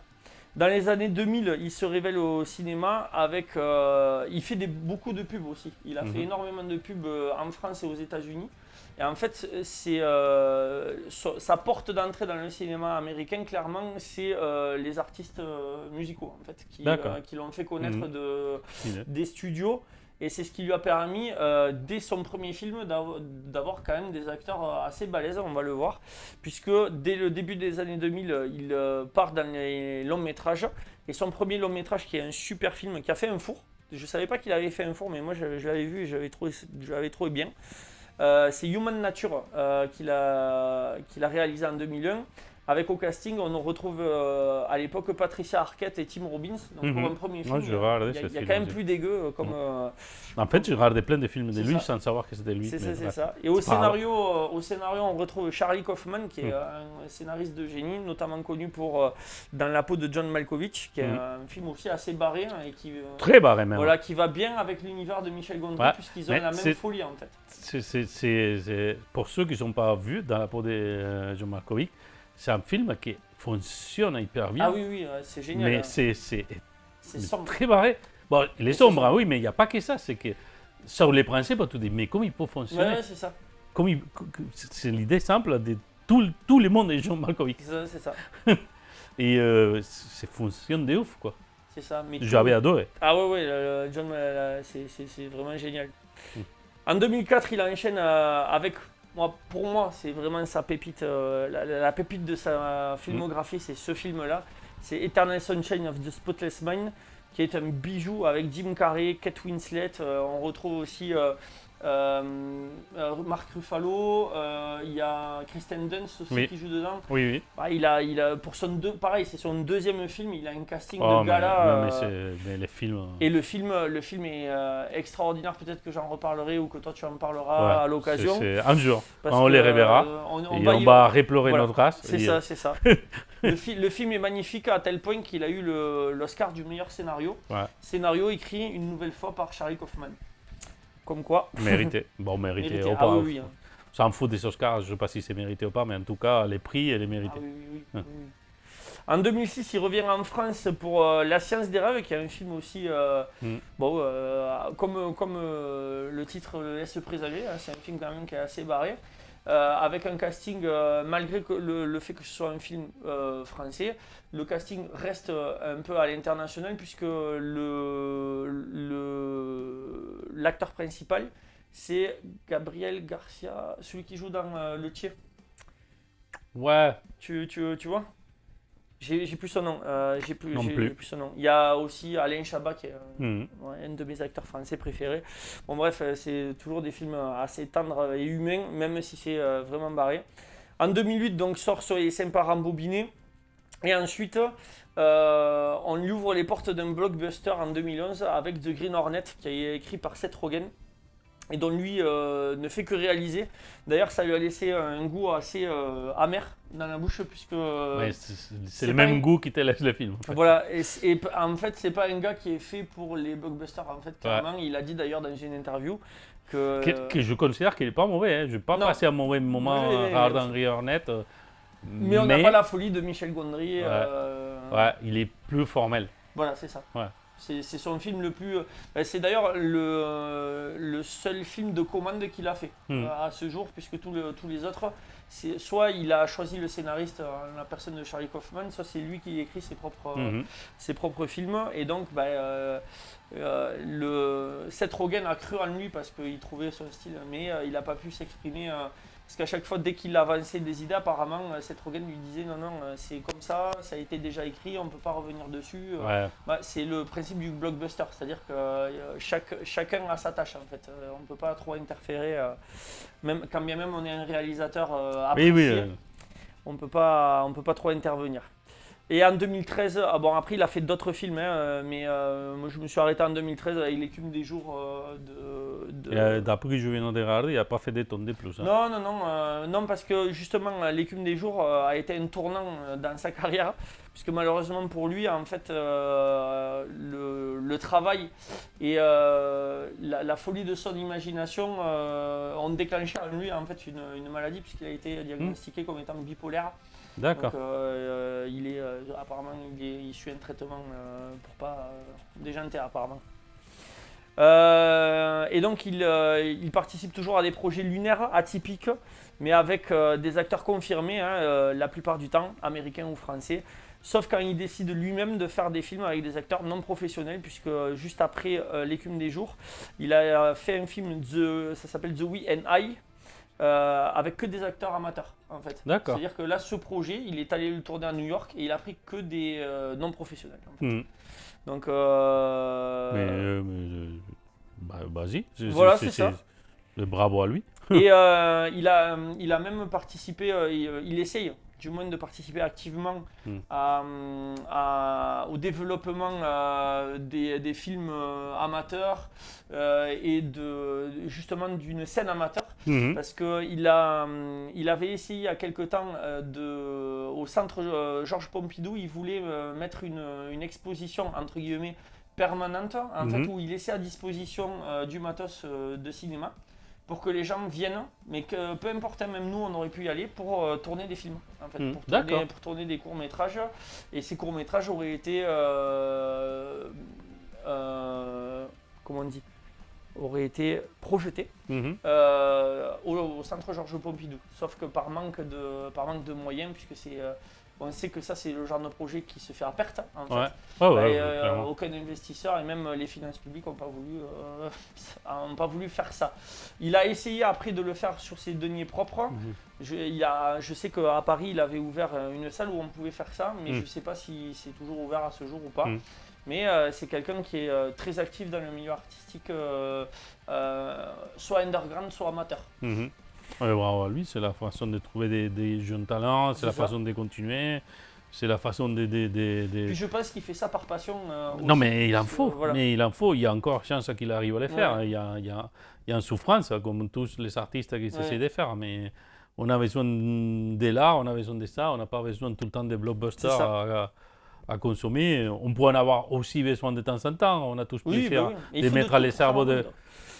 Ouais, mais l'art, c'est plus que ça, quoi. C'est compliqué. C'est compliqué parce qu'on ne peut pas non plus dénigrer tout ce qui est fait autour. Mais je pense qu'ici, on l'a parlé des centaines de fois. Mais pour arriver à créer quelque chose, il faut donner des opportunités, il faut donner des outils. Le cinéma, précisément, c'est un art qui est cher, quoi. Il faut avoir de l'investissement, etc. C'est pour ça qu'il y a zéro risque en ce moment sur des investissements démentiels. Pour trouver des jeunes artistes qui sont comment dire, la flamme. Oui, la flamme, l'étincelle, vraiment dans les jeux, il faut croiser. Il y a plein de gens, je suis sûr qu'il y a plein de gens avec cette étincelle qui ne sont pas des moyens, pas aidés, pas la famille qui va bien pour arriver à là, pas plein de choses, quoi. Donc soit ils sont des dévoués qui sacrifient leur vie pour ça, c'est clairement ça, à risque de finir très mal, que c'est le cas de beaucoup. Donc des initiatives comme ça, des gens comme ça, je peux dire que bravo, quoi. Pareil. Et ouais. Bon, pour en revenir après Ouais, au blockbuster, je sais pas si honnêtement cette stratégie du zéro risque est si payante que ça, parce que quand on voit le four que font. Non, mais ça, c'est. Bon, ça rapporte des millions quand même, hein, ça leur rapporte des millions, mais pas ce qui est espéré en fait.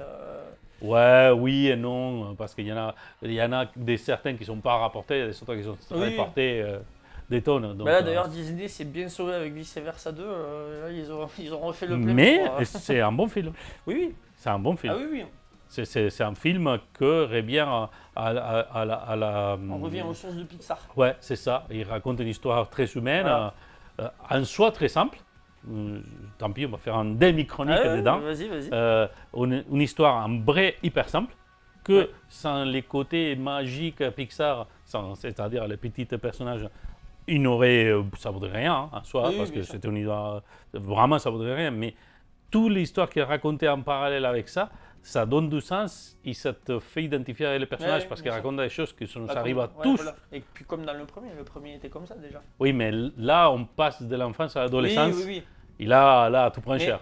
Même le fait que Vice Versa 1 soit sur la petite enfance, ça nous parlait à nous aussi parce que ça nous rappelait. Oui, mais là, il parle des choses, en fait, avec l'adolescence, il rapporte plein de comportements adultes. Que ça, il sort déjà, je ne spoile pas, il sort déjà dans la bande-annonce, il y a l'angoisse qui apparaît. Et avec ça.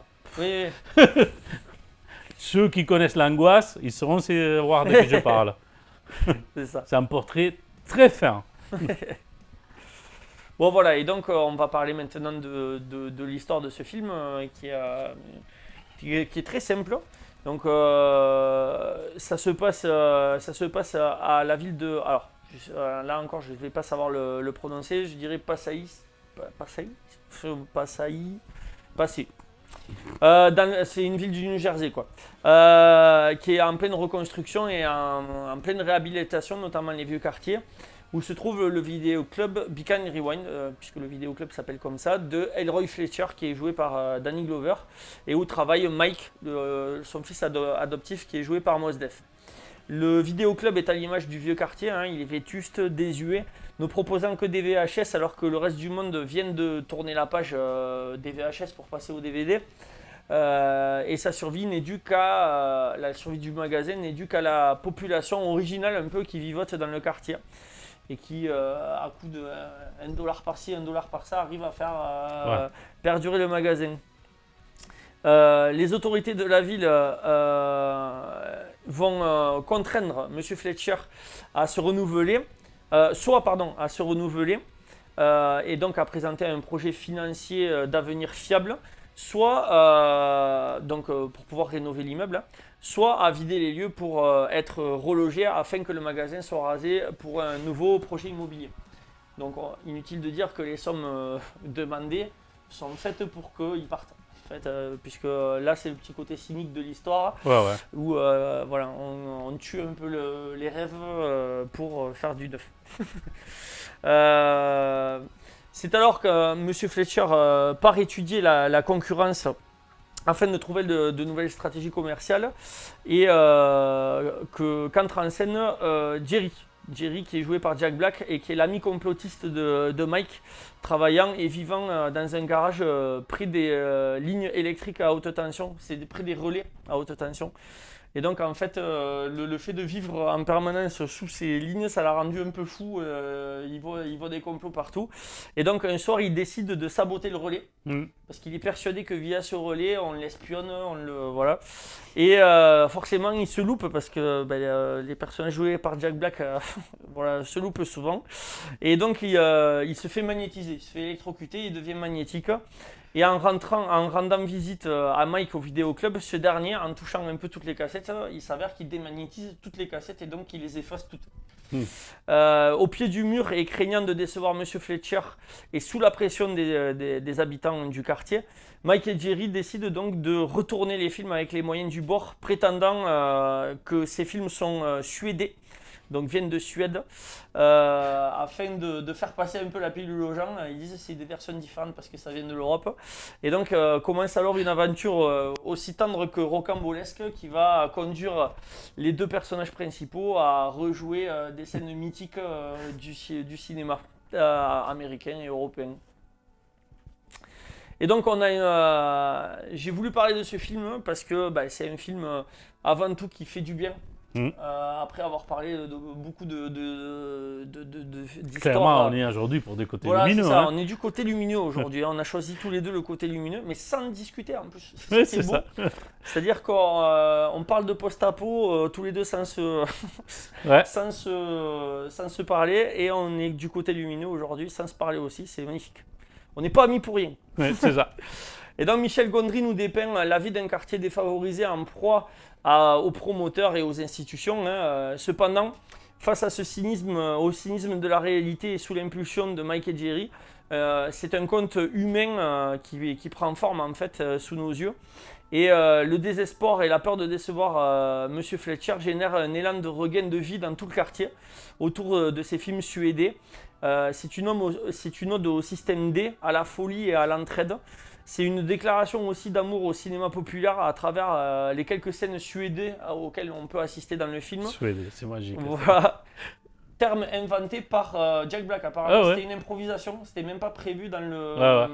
Il le fait souvent. Voilà. Ouais. C'est-à-dire que Gondry, quand il a écrit, il n'avait pas prévu le mot suédé, mais il l'a gardé parce qu'il a trouvé ça génial. Ouais. Et ça vient apparemment d'une improvisation de Jack Black. Et donc, il suède Ghostbusters, Rush Hour 2, Robocop, Boys in the Hood, Ali, Le Roi Lion, 2 millions Odyssée de l'espace, Made in Black, Miss Daisy et son chauffeur. Rejoué à version Mos Def, version Jack Black, qui est outrancier au possible. Il est totalement en roue libre et malgré tout, il reste génial. La relation entre les personnages est vraiment tendre et touchante. Les gentils sont attachants et drôles. Les méchants sont juste cyniques, c'est pas vraiment des gros méchants. C'est naïf, mais c'est profondément humain et comme l'a bien dit Jaume tout à l'heure, des fois ça fait du bien, un peu de naïveté, un peu de bons sentiments, c'est toujours bon à prendre. Et donc, pour vous donner mon avis, moi quand je suis allé le voir au cinéma, on en avait parlé il y a quelques épisodes, je suis allé sur un cinéma de Perpignan qui malheureusement est fermé, qui a été repris par le Castillet maintenant. Mais à l'époque, c'était le Rive Gauche qui était dans les halles là, de la Rive Gauche sur les quais Vauban. Et c'était des petites salles où on pouvait voir les films en VO. C'était d'ailleurs un des seuls endroits à l'époque où on pouvait voir, sur Perpignan, où on pouvait les voir. Ce qui ça reste d'ailleurs. Oui, voilà. Grâce au Castillet qui a repris un peu le concept. Et ce film, à l'époque, m'a vraiment marqué par son côté, toujours pareil, lumineux, feel good.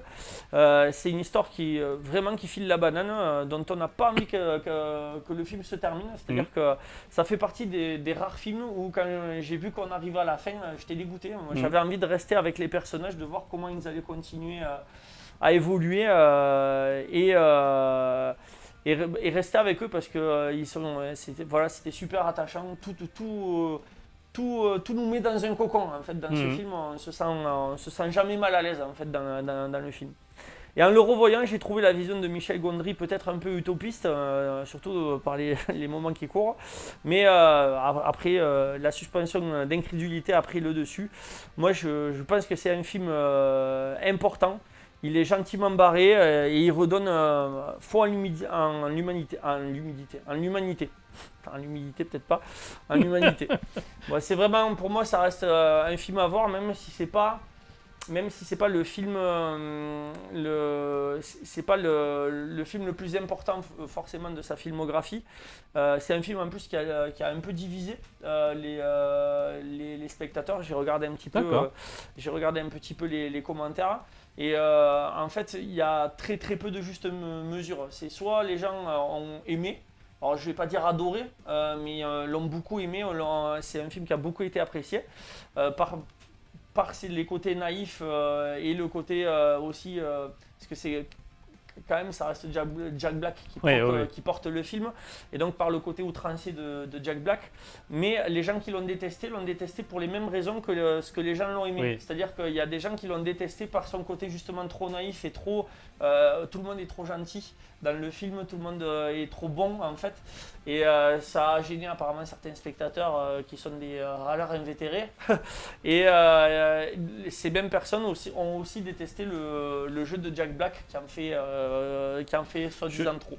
Moi, à vrai dire, j'ai un vague souvenir. Je l'ai vu au moins 2 fois. En plus, je risque de dire des conneries, mais je pense que c'est ma fille qui me l'avait fait découvrir. Je ne l'avais pas vu à l'époque. Ouais. Et pourtant, j'ai adoré ce directeur sans le savoir. Oui, bah Des fois, ça arrive à ma foi, c'est ça. toutes mes connaissances. C'est ça, Parce que il y a pas mal de films que parler que j'adore. Hein. Mais vraiment, j'adore genre de tenir dans des films qui sont marqués. De Spotless Mind, il est, Cet film. Et là, je souviens d'avoir vu, je ne sais pas si j'avais vu au cinéma, d'ailleurs, j'ai un doute. Mais c'est vrai que moi, j'étais bien ce film. Quoi. Ouais. C'était.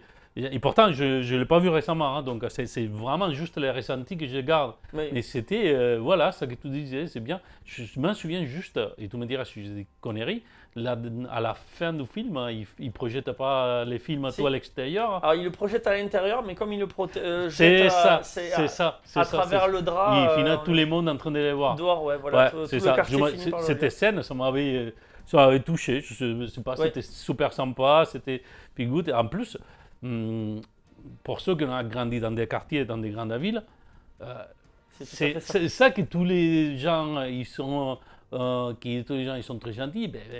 Il y en a des cons, bien sûr qu'il y en a des cons. Mais non, en fait, tous les gens qui sont autour de toi, si, ils sont gentils, c'est les voisins, machin. Après, Ouais. la vie nous fait con, Oui. des fois. Mais non, c'est un côté.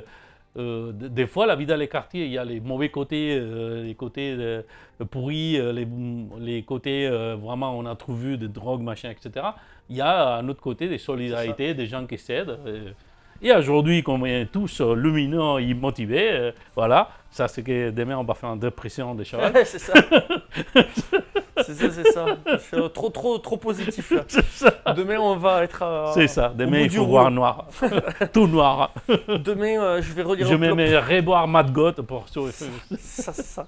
Moi, je vais relire un plop, dont on parlera peut-être pour ceux qui ne connaissent pas. Mad God. Je n'avais parlé de Mad God, non? Peut-être. Hein. Ouais, c'est ça. Et pour dire, juste pour faire une dernière parenthèse avant de parler des avis un peu des spectateurs, Ouais. en fait, Michel Et Gondry. toi, déjà pas. Ah oui, d'accord. Ouais. T'es pas... Quand il est allé tourner, quand il est allé tourner dans cette ville du New Jersey, déjà il a fait exprès parce qu'il trouvait que les New-Yorkais réagissaient toujours mal.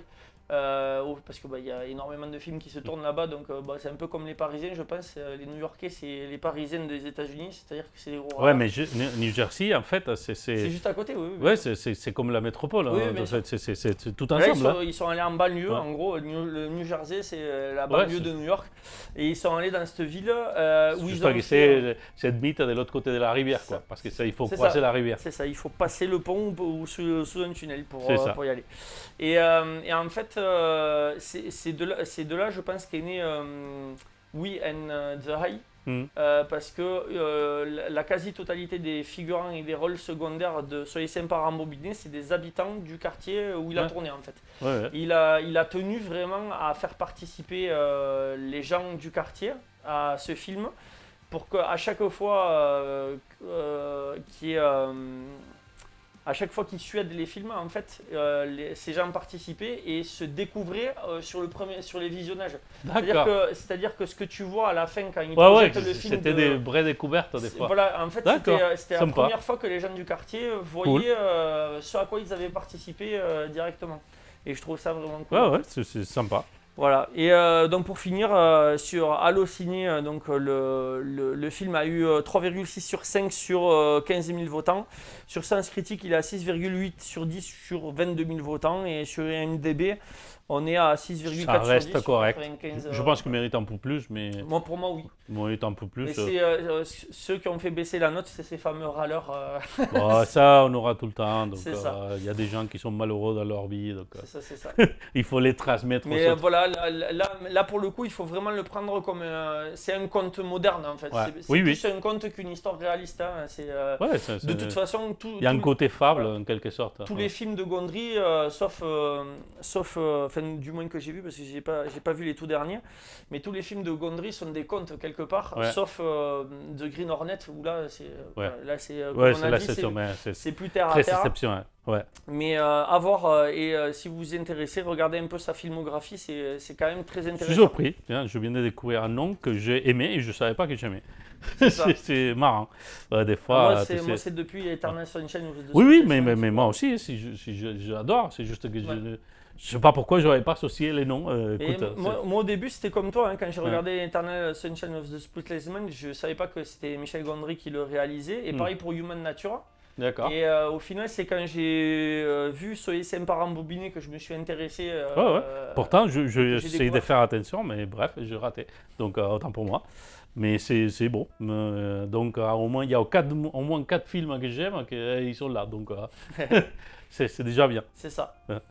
Ben, on est étonnamment tôt. Écoute. C'est ça. On est efficace aujourd'hui sur le cinéma. Il faut manger avant, en fait. C'est ça. Si on mange avant, on est plus concentré. Et surtout, il faut être fatigué pour vouloir faire vite. C'est ça aussi. Ouais. Bon, en tout cas, on ne l'a pas dit depuis le début, excusez, moi spécialement, je suis vraiment fatigué à ce moment.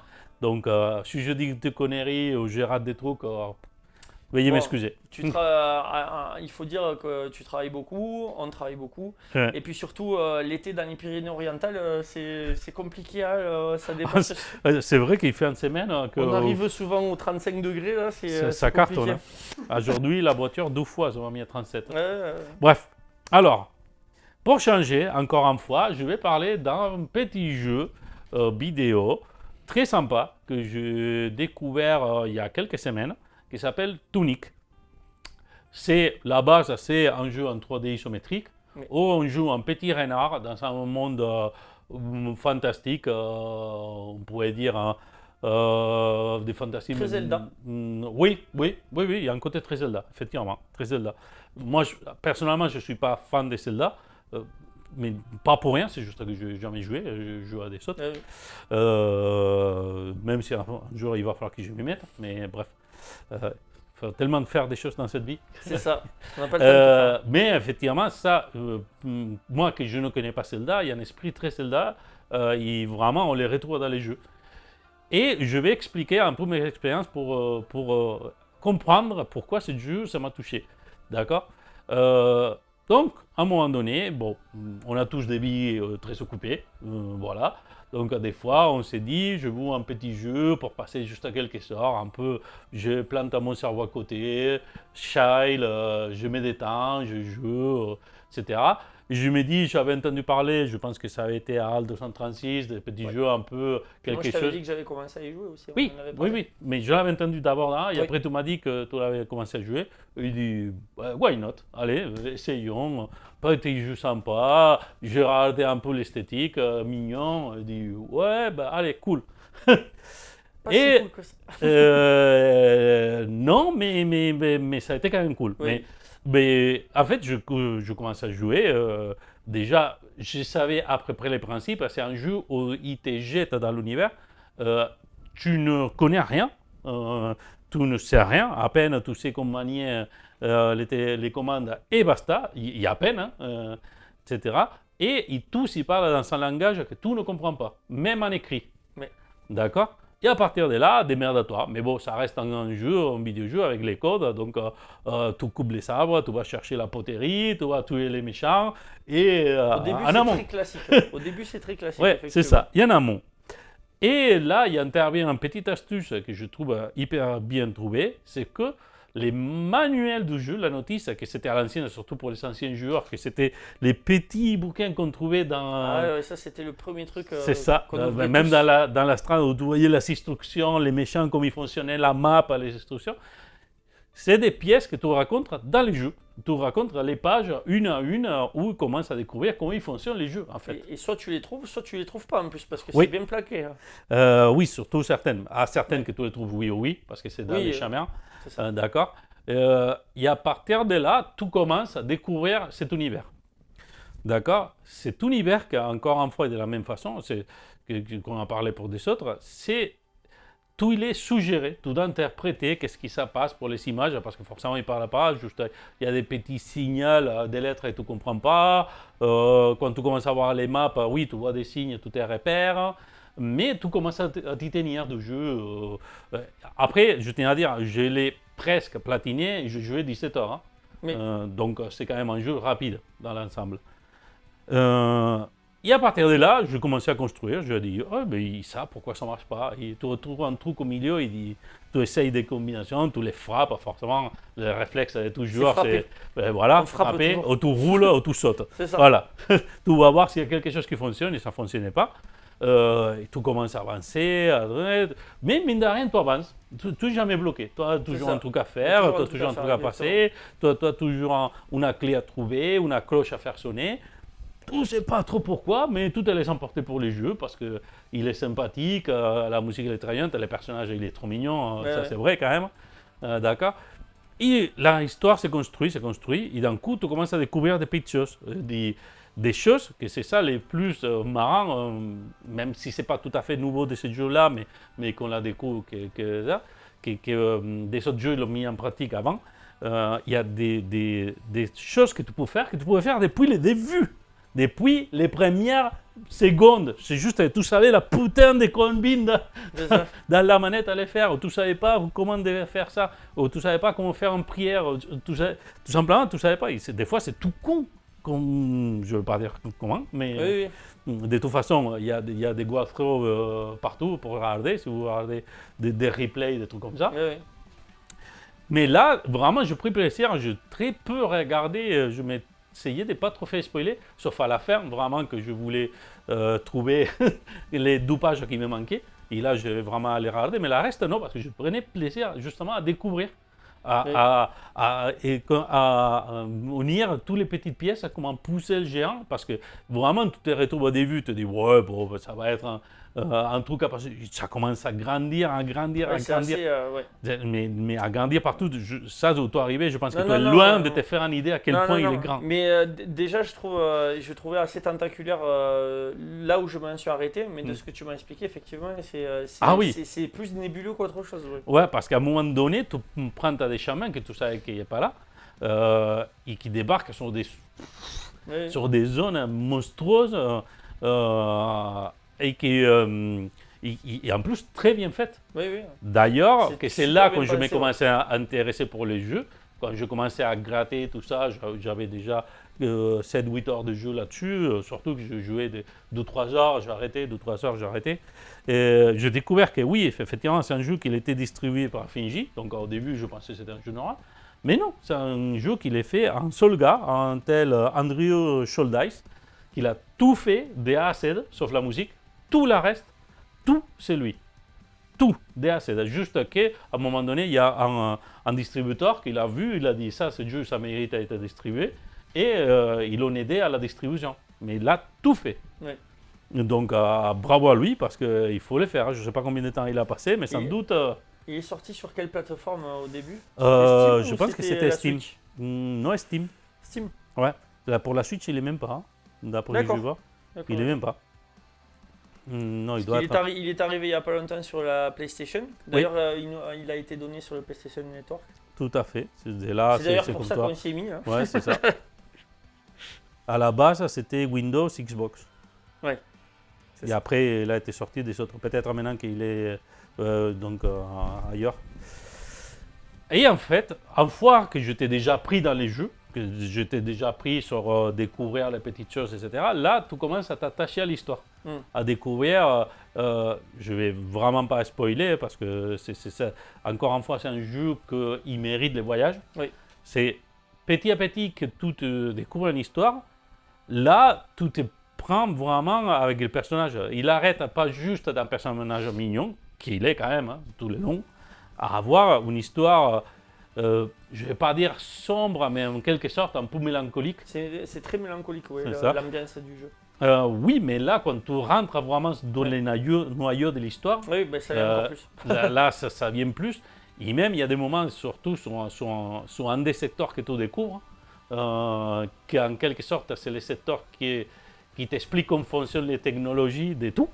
Et tu te dis, aïe, aïe, ça pique un peu.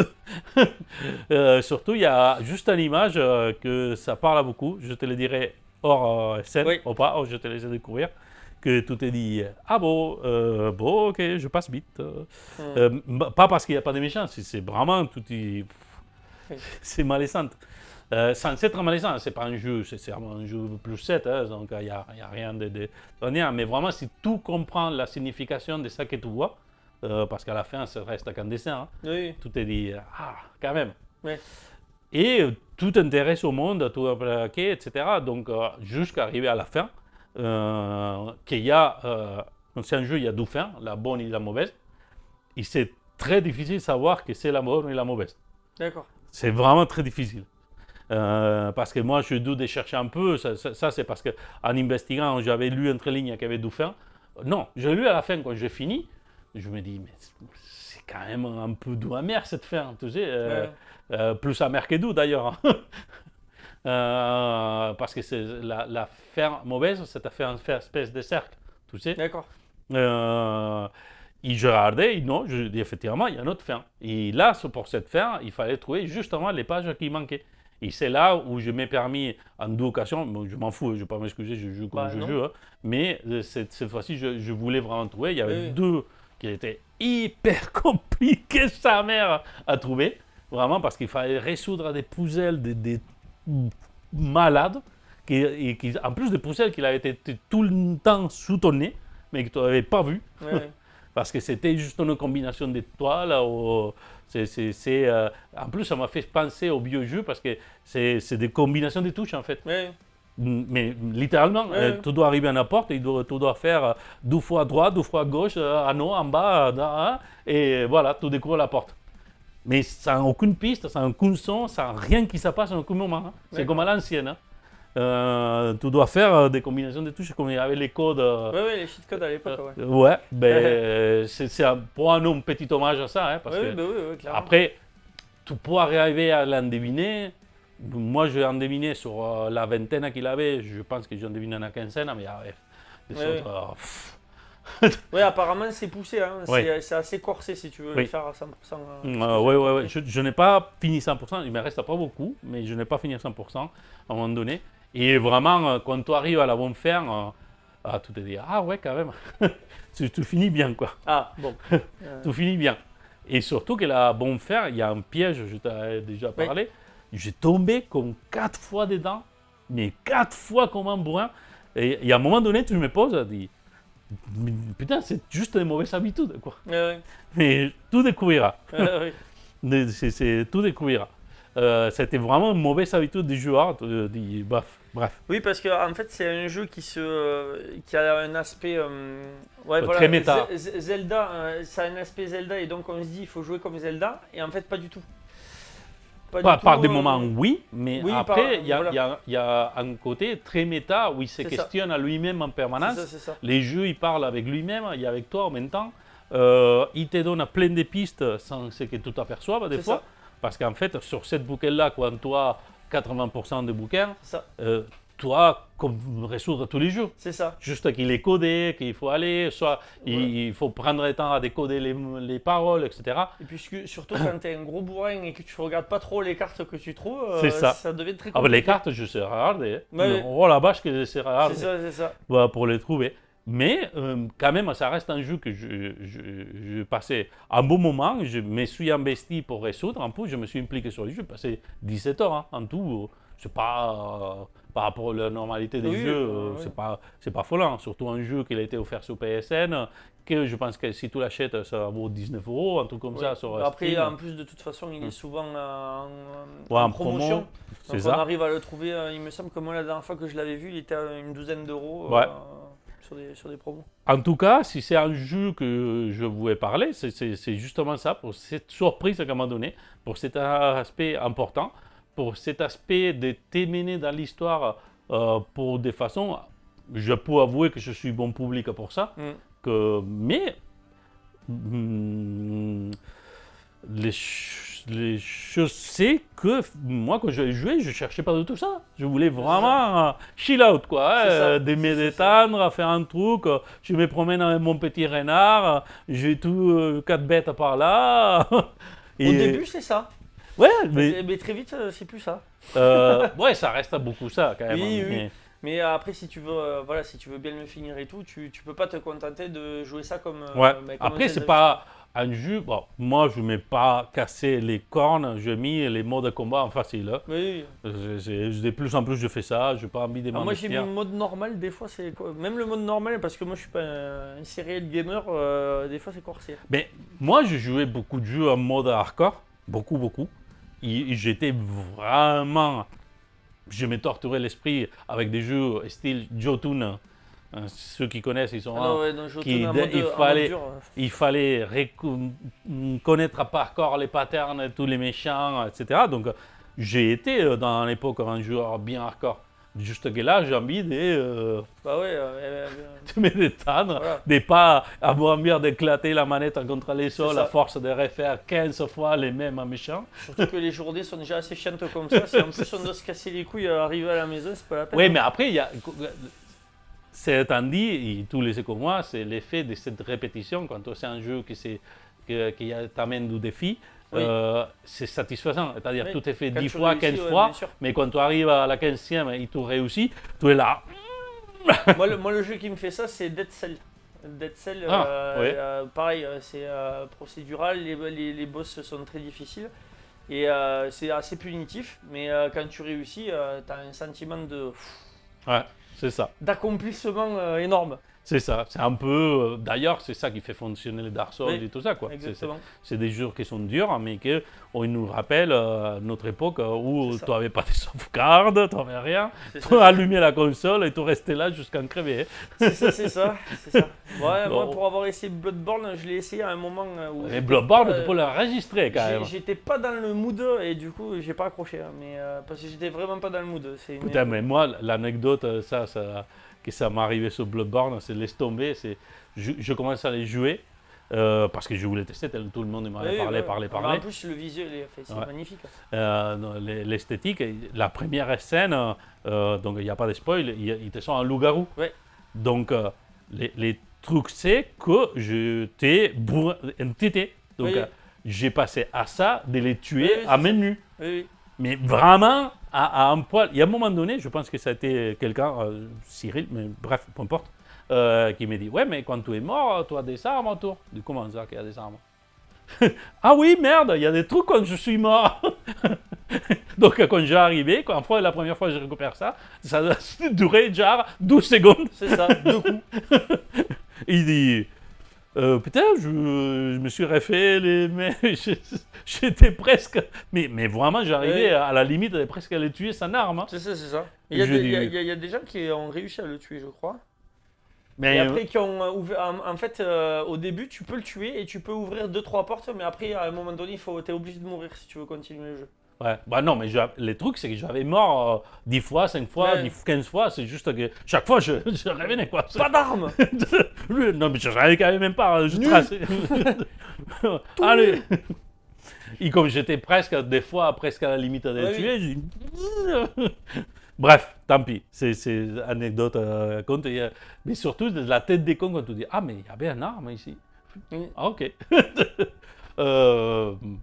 Bon. Bon, admettons. Bref. Donc, voilà, si vous savez une petite quinzaine d'or à vous dépenser, ces petits jeux toniques, ça va apporter une petite histoire avec cette touche de Zelda, avec de la 3D, avec des personnages mignons pour raconter une histoire après moins mignonne. Plus mature, oui. Ouais, plus mature, c'est ça, je vais rester. Ça reste aussi, il y a un côté fable. Oui, tu as plusieurs... Oui. Il y a un côté fable dans l'histoire, etc., dans une sorte de monde cyclique qui se répète, etc. Il y a plein de choses. Même si on pourrait spoiler, parce que le jeu il est quand même sorti, mais je sais que tu ne l'as pas fini, donc je n'ai pas envie d'en parler, parce que sur l'univers, ou ça qui te raconte, il y a quand même... On pourrait avoir des petites discussions sur qu'est-ce qui était dit, comment interpréter, comment ça passe, etc.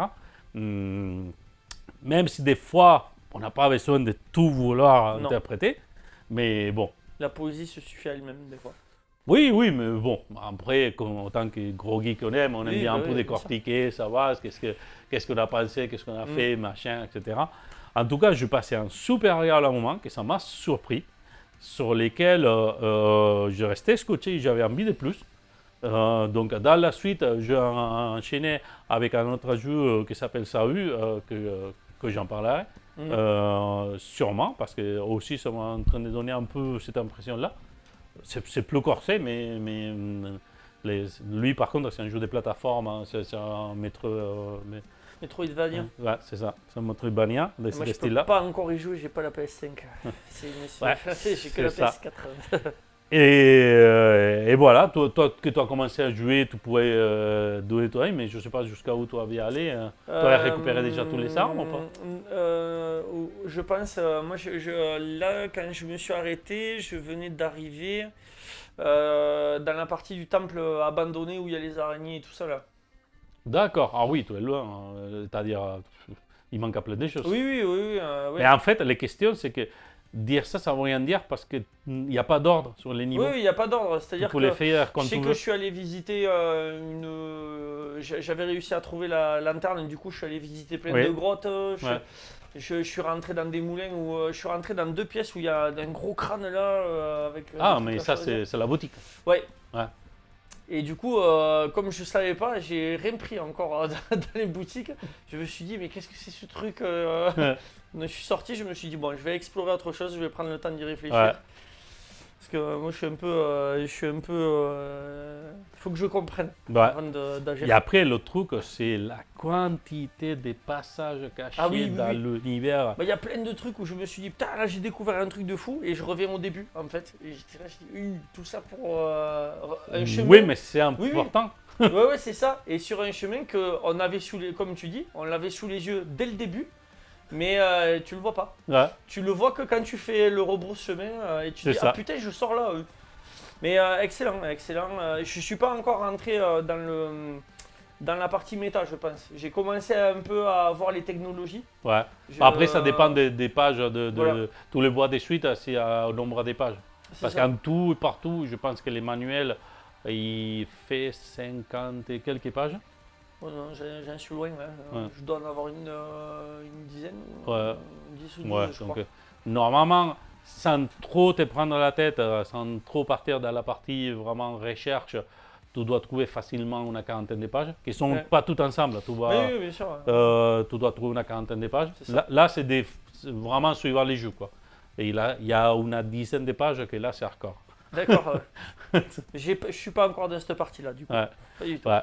Bon, écoute, je te laisse découvrir l'univers. Il peut Ouais. affronter des méchants hein, ou pas encore? Oui, oui, oui. D'accord. Combien d'eux hein? Attends, quel méchant tu parles? Des boss? Oui. Des boss. Oui, pardon, des boss. Je sais. Alors là, j'ai dû en battre un ou deux. Les bibliothécaires, j'imagine que non. Non.